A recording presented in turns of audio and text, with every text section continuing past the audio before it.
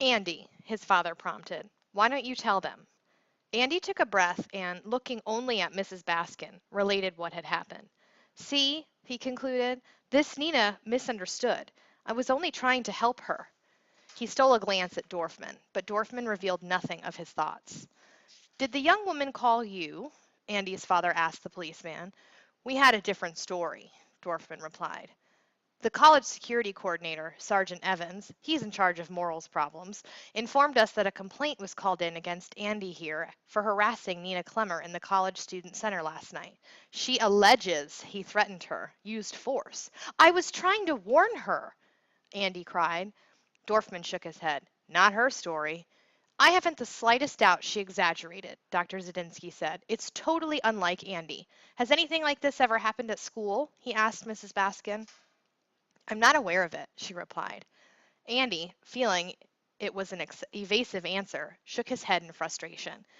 His father turned to Dorfman. Did she have any witnesses? The policeman held up his hands. I've only got an oral report. Evans usually writes pages. I decided to come here first. Dr. Zadinsky asked, will official charges be brought?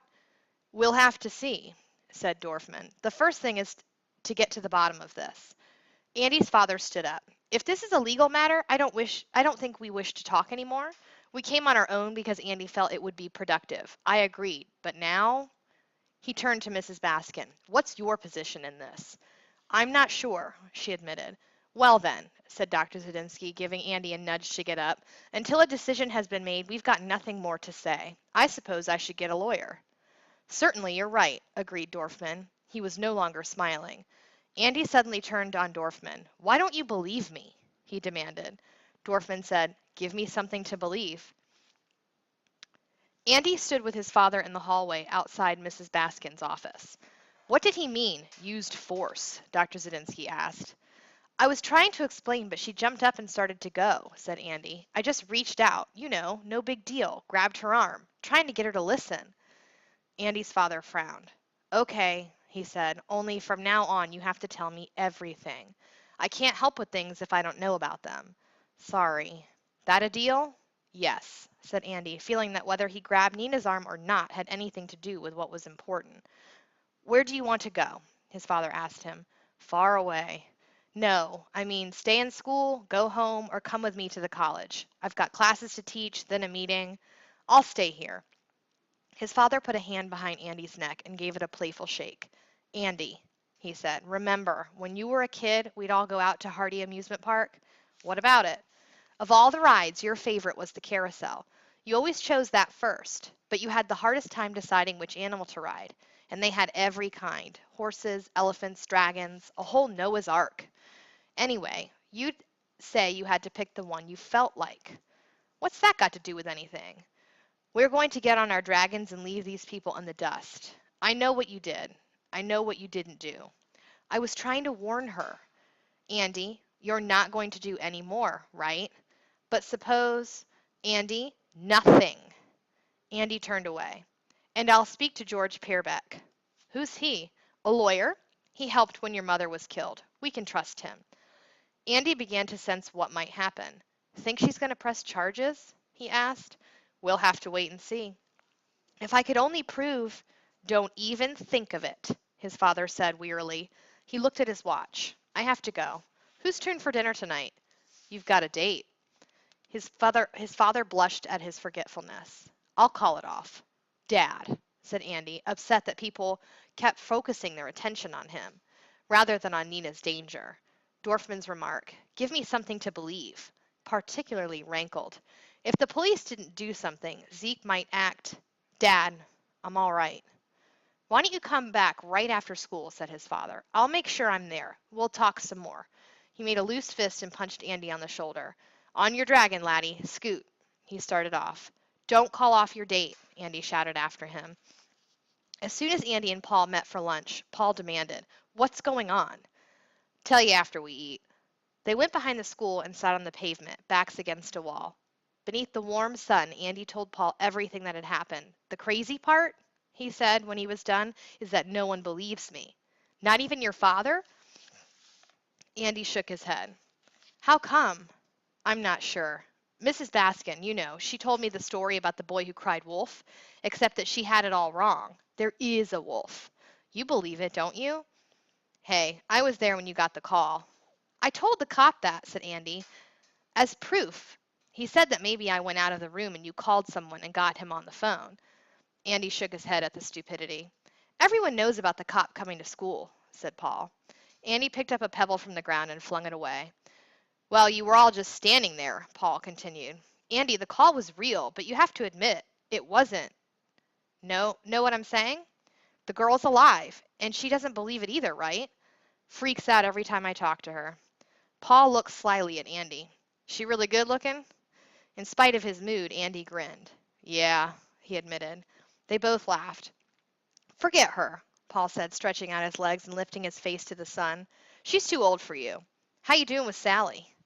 Okay, Andy replied, though he hadn't thought much about her lately. I'm just worried. Andy, the guy was nuts. Besides, there's nothing you can do to make people believe you. That's what the cops said. Give me something to believe. If she got killed, they'd believe. Man, if you talk like that, they're really going to bust your ass. I'd like to find him. You don't know anything about him. I mean, you said his call was a coincidence. Maybe it wasn't. Come on, why should he call you? Might be anyone, from anywhere. California or New York. Piles of freaks out there. You don't know anything. He was local, Andy insisted. The next period bell rang. Okay, said Paul, coming to his feet. Say you found the sucker. Then what? I mean, what would you do, really? Andy groped for an answer. I don't know, he admitted. Want my advice? What? Forget it. Why does everyone say that? Because no one else is as dumb as you. At the apartment, Andy's father greeted him. Anything else happen in school? No, said Andy. You speak to the lawyer? He's out of town. Have an appointment for Tuesday. Andy started for his room saying, Boy, I'd really like to find out who Zeke is. Andy! What? Please, I mean it. No more. Is that understood? Andy murmured a sulky yes. And I made some changes in my plans for dinner tonight. I told you, sorry, I don't feel comfortable leaving you. I invited Peggy here. You're kidding. Got some lobsters in the fridge. That okay with you? And I thought we could take in a movie. Andy knew it wasn't okay, but also knew that if he said anything to his father would only be more upset with him. This date was important. Sure, fine, he said. And do me a favor, his father added. No talk about this business, you hear? Can I think about it? Andy. I'm not that dumb, said Andy. He retreated into his room, convinced his father was ashamed of him. Peggy Anderson came into the apartment as if she'd been there all her life, chatting nonstop in a slight Texas drawl. Rather small, she was full of energy and motion. To Andy's watchful eye, she dressed in an artsy fashion. Dr. Zadinsky was awkward as he tried to please her and Andy at the same time, but he was full of smiles and laughter in ways Andy hadn't seen for a long while. During dinner, Peggy and his father tried to include Andy in the conversation. But somehow his father's admonition not to talk about what was uppermost in his thoughts, the need to get people to understand that Zeke was real, made him feel reserved, not part of the dinner at all.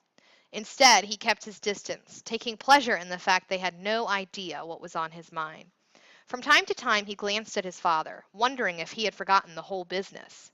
In the middle of dessert, the phone rang. Dr. Zadinsky answered it. It's for you, he told Andy, whispering, a girl. Andy took the call in his father's room. Hello? It's me, Sally. Oh, hi, said Andy, glad to hear from her. We were going over to the mall. Thought you'd like to come.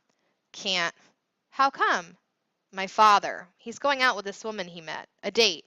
Only she's here. He wants me home. Your father? Dating? Sally giggled. Yeah. What's she like? I don't know. I just met her.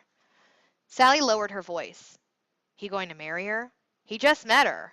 If my mother or father were, dating, I don't know if I could handle it. Can't even see it. They both laughed. I heard about the cop, she said. It's nothing. That call thing? Sort of. What's happened now?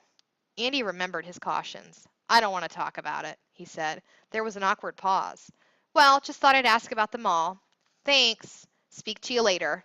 They hung up. For a moment, Andy thought of asking his father about going to the mall. It would be good to talk it out with Sally. But his father called, "Andy, movie in 20 minutes. We gotta go." Andy, for his father's sake, went with them. The next morning, when Andy woke, he tried to plan out the day, wanting to do something to take his mind off the call business. He decided to put his bike into shape. He was still working on it when his father came outside.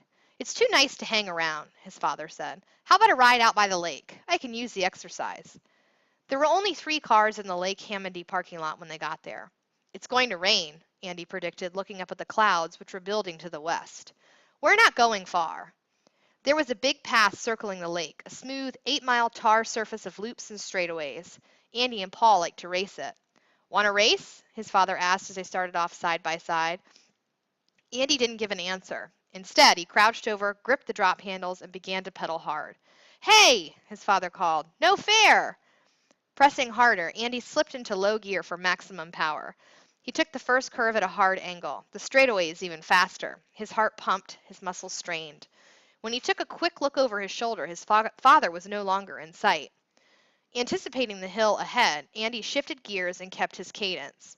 He looked back again at the summit to see his father pumping along below. Andy accelerated downhill, shifting back into low gear, daring himself not to squeeze the brakes. He felt as if he were flying. To his left, a gap in the trees allowed him to see the lake. There was hardly a ripple, and out toward the middle, a canoe with a couple bobbed. In front of him, Andy could see the first of the swimming areas where the county had created a beach by dumping tons of sand. He brought the bike to an easy stop alongside the water fountain there, leaned over to take a drink, then stopped and looked toward the beach. A barefooted woman was walking at the water's edge. To Andy's astonishment, he saw that it was Nina.